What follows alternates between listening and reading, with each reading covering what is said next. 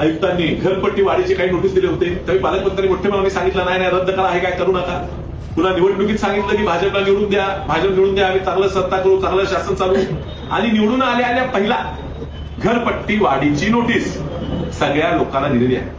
हे बघा, नियम बदलायचा असेल, नवीन प्रणाली आणायची असेल, आमचा विरोध नाही. मात्र खोटं बोललं गेलं आणि दुर्दैव आहे की आयुक्त सुद्धा खोटं बोलल्या. आयुक्तांनी प्रेस घेतली, सांगितलं की सर्व लोकप्रतिनिधींशी चर्चा करून मी नवीन प्रणाली आणलेली आहे. मी पहिला प्रश्न त्यांना तेच म्हटला, लोकप्रतिनिधी म्हणजे कोण? खासदार लोकप्रतिनिधी नाहीत का?